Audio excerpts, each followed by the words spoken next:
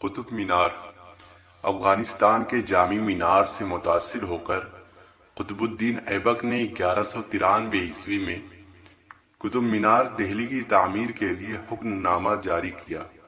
آئیے اس کی تاریخ پر نظر ڈالتے ہیں۔ اس مینار کا نام کیوں قطب مینار پڑا؟ بعض لوگ کہتے ہیں کہ قطب الدین ایبک کے بنوانے کی وجہ سے اس کا نام قطب مینار پڑا، لیکن ایسا نہیں ہے۔ یہ مینار خواجہ قطب الدین بختیار کاکی رحمۃ اللہ علیہ کے نام پر اس کا نام قطب مینار رکھا گیا۔ خواجہ قطب الدین بختیار کاکی رحمۃ اللہ علیہ کون ہیں؟ اس کے بارے میں تھوڑا سا جان لیتے ہیں۔ ان کا نام سید بختیار لقب قطب الدین اور کاکی کے نام سے پہچانے جاتے ہیں۔ آپ قصبہ اوش ترکستان میں پیدا ہوئے اور یہ حضرت حسین رضی اللہ تعالیٰ عنہ کی اولاد میں سے ہیں۔ بچپن ہی میں ان کے والد کا انتقال ہوا۔ جب ان کی عمر 5 برس کی تھی تو ان کی والدہ نے اپنے پڑوسی سے کہا کہ میرے معصوم بچے کو کسی اچھے استاذ کے سپرد کر دیں تاکہ یہ کچھ علم حاصل کر لے۔ تو ان کا وہ پڑوسی ابھی راستے ہی میں چلا تھا کہ ایک بزرگ سے ملاقات ہوئی۔ بزرگ نے ان سے بچے کے متعلق پوچھا تو انہوں نے بتایا کہ یہ ایک اچھے خاندان کا بچہ ہے، مگر اس کے والد کا انتقال ہو گیا۔ بیوہ ماں نے مجھے بلا کر کہا کہ اس کو کسی اچھے مکتب میں داخل کر دو۔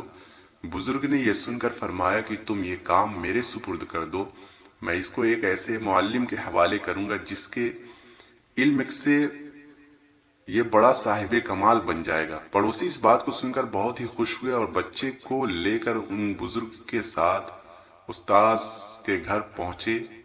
یہ دونوں قصبہ اوش کے ایک معلم ابو حفص کے پاس گئے اور بختیار کاکی کو ان کے سپرد کر دیا۔ ساتھ ہی ان بزرگ نے ابو حفص کو ہدایت کی کہ یہ لڑکا اولیاء اللہ میں شمار ہوگا، اس لیے اس پر خاص شفقت فرمائیں۔ جب یہ دونوں حضرات چھوڑ کر چلے گئے تو معلم ابو حفص نے بچے سے دریافت کیا کہ وہ کون تھے جو تم کو اس مدرسے میں لائے تھے؟ بختیار نے کہا کہ میں ان کو بالکل نہیں جانتا، میری والدہ نے تو مجھے اپنے پڑوسی کے سپرد کیا تھا۔ یہ بزرگ راستے میں مل گئے اور مجھے آپ کی خدمت میں لے آئے۔ معلم ابو حفص نے جب یہ دیکھا کہ بچہ ان بزرگ کو نہیں جانتا تو انہوں نے بتایا کہ یہ بزرگ دراصل حضرت خضر علیہ السلام تھے۔ بختیار کاکی بادشاہ شمس الدین التمش کے زمانے میں ہندوستان تشریف لائے۔ بادشاہ خود ان کے استقبال کے لیے تشریف لائے۔ ان کی وفات 1237 میں ہوئی۔ حضرت بختیار کاکی کا مزار مہرولی دہلی میں واقع ہے، جہاں دن رات عقیدت مندوں کا ہجوم رہتا ہے۔ اب نظر ڈالتے ہیں قطب مینار پر۔ مسلمانان ہند کی عظمت کا نشان عالی شان اور پایۂ تخت ہندوستان دہلی ایک ایسے عظیم یادگار کا حامل ہے جو نہ صرف مسلمانوں کے زرعی دور کی امین ہے۔ قطب الدین ایبک کے دور میں اس کی تعمیر شروع کی گئی، لیکن اس کے دور میں یہ صرف بنیادی منزل کا کام مکمل ہوا۔ ایبک کے جانشین التمش نے اس کی مزید 3 منزل تعمیر کروائی۔ بعد میں فیروز شاہ تغلق نے 1368 میں اس کی 5ویں اور آخری منزل کی تعمیر مکمل کروائی اور انہی کے نام سے یعنی خواجہ قطب الدین ایبک کے نام سے اس کا نام قطب مینار پڑا۔ یہ دنیا کا سب سے قد آور اور اینٹوں سے بنا ہوا مینار ہے، جس کی گولائی 14.5 میٹر جبکہ اونچائی 242 فٹ ہے۔ قطب مینار ایک لمبا مینار ہے جو سرخ اینٹوں سے تعمیر کیا گیا ہے۔ اس کے اندر 379 سیڑھیاں ہیں۔ اس کی 4 عظیم الشان بالکنی ہیں جو الگ منظر پیش کرتی ہیں۔